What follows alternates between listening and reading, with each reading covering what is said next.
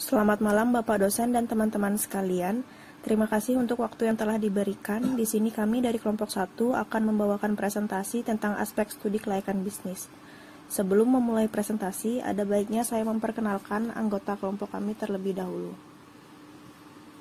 Yang pertama, ada saya sendiri, Dinda Ainaya Safitri, sebagai moderator dan pembicara pertama. Yang kedua, ada Widi Gita Cahyani sebagai pembicara keempat.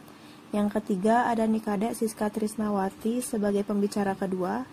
Dan yang terakhir, ada Niputu Risma Arini sebagai pembicara ketiga. Untuk pokok pembahasan yang akan kami bahas di sini ada 5 pokok pembahasan, yaitu yang pertama, pengertian studi kelayakan bisnis, ruang lingkup studi kelayakan bisnis, manfaat studi kelayakan bisnis, aspek studi kelayakan bisnis, dan yang terakhir adalah penting dan manfaat studi kelayakan bisnis. Untuk materi yang pertama, pengertian studi kelayakan bisnis akan saya jelaskan sendiri. Pengertian studi kelayakan bisnis adalah suatu kegiatan yang mempelajari secara mendalam tentang suatu usaha atau bisnis yang dijalankan dalam rangka layak atau tidaknya usaha tersebut. Yang pertama ada mempelajari secara mendalam. Mempelajari secara mendalam di sini diartikan sebagai meneliti secara sungguh-sungguh data dan informasi, selanjutnya diukur, dihitung, dan dianalisis dengan menggunakan metode tertentu. Selanjutnya ada kelayakan. Kelayakan di sini artinya apakah usaha yang dijalankan memberikan manfaat besar dibandingkan biaya yang dikeluarkan. Selanjutnya adalah bisnis. Arti bisnis di sini adalah usaha yang dijalankan yang tujuan utamanya untuk memperoleh manfaat baik finansial maupun non-finansial. Jadi, dengan dilakukan studi kelayakan bisnis akan dapat memberikan gambaran apakah usaha atau bisnis yang diteliti layak atau tidak untuk dijalankan. Selanjutnya adalah ruang lingkup studi kelayakan bisnis. Dalam bagian ini dijelaskan bahwa dalam melakukan studi kelayakan bisnis tidak akan dapat dilakukan secara sempurna jika unsur-unsur penting yang ada dalam ruang lingkup studi kelayakan bisnis ini tidak saling berkaitan. Keterkaitan antara setiap unsur penting untuk diperhatikan agar dapat membuat tafsiran penerimaan dan pengeluaran biaya usaha dapat dijadikan bahan kajian untuk menentukan apakah suatu inovasi itu layak atau tidak untuk dijalankan. Layak di sini diartikan juga akan memberikan keuntungan tidak hanya bagi perusahaan yang menjalankannya, tetapi juga bagi investor, kreditor, pemerintah, dan masyarakat luas.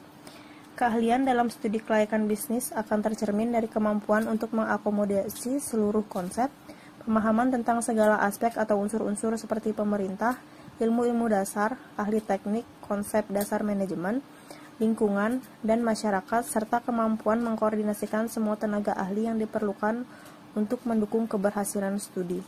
Sekian presentasi dari saya. Untuk materi selanjutnya akan dilanjutkan oleh pembicara kedua. Untuk pembicara kedua dipersilahkan.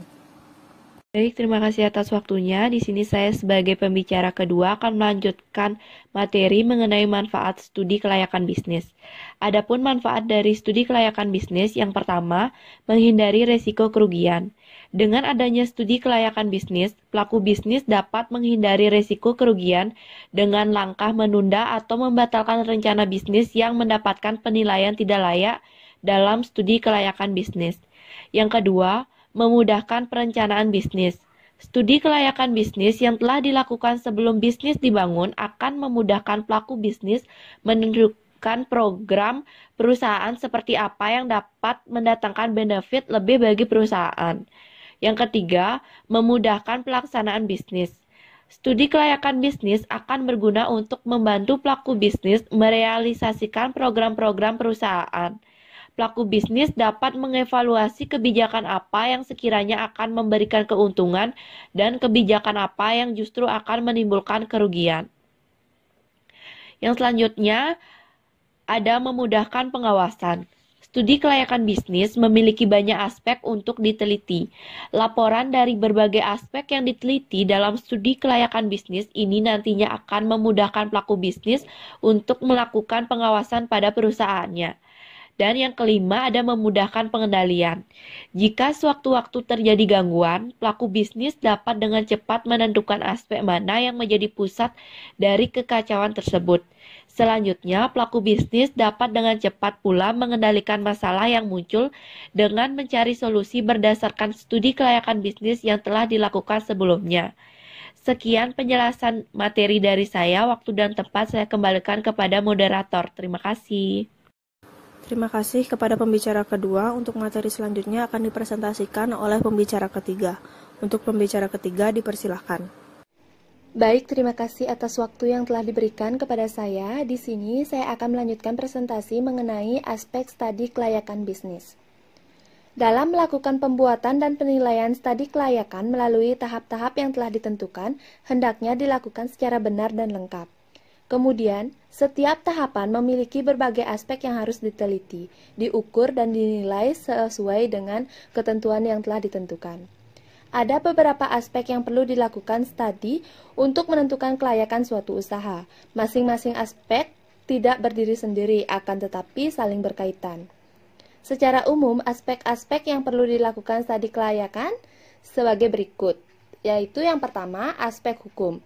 Dalam aspek ini, yang akan dibahas adalah masalah kelengkapan dan keabsahan dokumen perusahaan, mulai dari bentuk badan, usaha, sampai izin-izin yang dimiliki. Yang kedua, aspek pasar dan pemasaran. Analisis aspek pasar bertujuan untuk mengetahui beberapa besar luas pasar, pertumbuhan permintaan, dan market share dari produk yang bersangkutan. Kemudian, bagaimana strategi pemasaran yang dijalankan untuk menangkap peluang pasar yang ada. Yang ketiga ada aspek keuangan. Penelitian aspek ini dilakukan untuk menilai biaya-biaya apa saja yang akan dikeluarkan dan seberapa besar biaya-biaya yang akan dikeluarkan. Kemudian juga meneliti seberapa besar pendapatan yang akan diterima jika proyek dijalankan. Yang keempat ada aspek teknis atau operasi. Penelitian mengenai lokasi meliputi berbagai pertimbangan, apakah harus dekat dengan pasar, bahan baku, tenaga kerja, pemerintahan, lembaga keuangan, pelabuhan, atau pertimbangan lainnya. Yang kelima ada aspek manajemen atau organisasi. Dalam aspek ini yang dinilai adalah para pengelola usaha dan struktur organisasi yang ada. Proyek yang dijalankan akan berhasil apabila dijalankan oleh orang-orang yang profesional. Mulai dari merencanakan, melaksanakan, sampai dengan mengendalikannya apabila terjadi penyimpangan. Aspek yang keenam yaitu aspek ekonomi atau sosial. Penelitian dalam aspek ini adalah untuk melihat seberapa besar pengaruh dan timbulnya jiwa proyek ini dijalankan, terutama terhadap ekonomi secara luas serta dampak sosialnya terhadap masyarakat secara keseluruhan. Dan yang ketujuh yaitu aspek dampak lingkungan. Setiap proyek yang dijalankan akan sangat besar dampaknya terhadap lingkungan di sekitarnya, baik terhadap darat, air, dan udara yang pada akhirnya akan berdampak kehidupan manusia, binatang, dan tumbuhan di sekitarnya. Sekian presentasi dari saya. Untuk waktunya saya kembalikan kepada moderator. Terima kasih. Terima kasih kepada pembicara ketiga. Untuk materi selanjutnya akan dilanjutkan oleh pembicara keempat. Untuk pembicara keempat dipersilakan. Baik, terima kasih atas waktu yang telah diberikan kepada saya.